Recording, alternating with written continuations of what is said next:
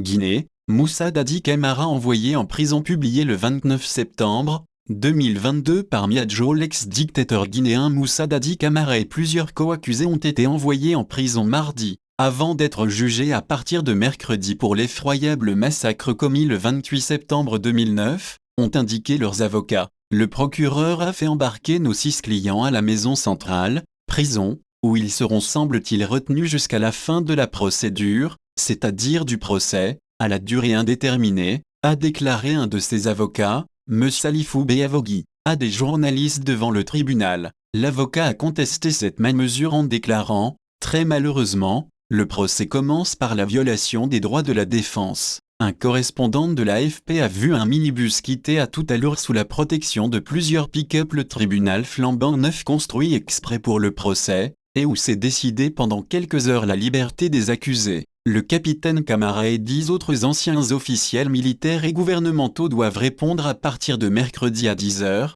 local et GMT, de leurs responsabilités présumées dans les événements du 28 septembre 2009 et des jours suivants. Un certain nombre d'accusés étaient déjà détenus depuis des années. Les accusés encore libres avaient été convoqués vers midi préalablement au procès. Les craintes de leurs avocats qu'ils ne soient placés en détention se sont révélées fondées. Le représentant du parquet a lu aux accusés et leurs avocats les textes stipulant que les accusés devaient se constituer prisonniers avant leur procès, a rapporté M. Beavogui. Les avocats ont vainement plaidé que ces dispositions ne s'appliquaient pas parce que les décisions de justice les renvoyant devant le tribunal ne prévoyaient pas explicitement une telle mesure, a-t-il dit. Les 11 hommes seront jugés à partir de mercredi pour leurs agissements il y a 13 ans. Des soldats, des policiers et des miliciens avaient fait couler un bain de sang lors du rassemblement de dizaines de milliers de sympathisants de l'opposition, réunis dans un stade de la banlieue de Conakry pour démontrer pacifiquement leur force et dissuader M. Camara de se présenter à la présidentielle de janvier 2010. Le capitaine Moussa Dadi Camara avait été porté au pouvoir en décembre 2008 par un coup d'État militaire. Il avait ensuite été investi président. Le 28 septembre 2009 et les jours suivants, 156 personnes ont été tuées et des milliers blessées avec une cruauté effrénée, au moins 109 femmes ont été violées, selon le rapport d'une commission d'enquête internationale mandatée par l'ONU. Les chiffres réels sont probablement plus élevés. Une multitude de témoignages rapportent comment les bérets rouges de la garde présidentielle, des policiers et des miliciens sont entrés dans l'enceinte, en ont bouclé les accès et ont ouvert le feu sans discrimination sur une foule civile, festive et désarmée. L'attente d'un vrai procès, ils ont poursuivi leur besogne au couteau, à la machette et à la baïonnette, jonchant de cadavres la pelouse, les travées et les couloirs du stade et ses alentours. Ils ont abusé de dizaines de femmes et achevé nombre d'entre elles. Des personnes sont mortes piétinées dans la panique.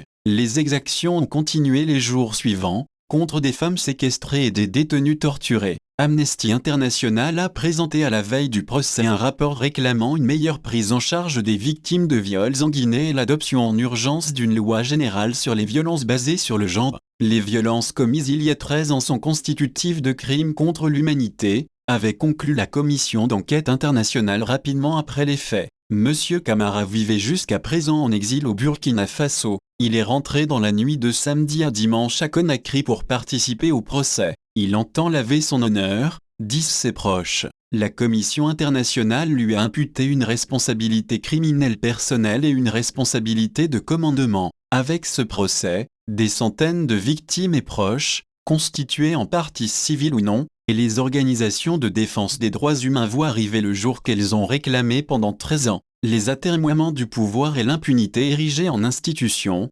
selon la Commission internationale, de forces de sécurité quasiment intouchables dans un pays dirigé pendant des décennies par des régimes autoritaires ont longtemps fait douter de la tenue de ce procès. L'actuel chef de la junte, le colonel Mamadi Doumbouya, également arrivé au pouvoir par un putsch en 2021 après 11 ans de pouvoir civil, a demandé en juillet que le procès ait lieu cette année avant la date anniversaire. Les associations de victimes réclament cependant un vrai procès. Elles demandent que celui-ci ne se résume pas à son ouverture pour les faits d'image.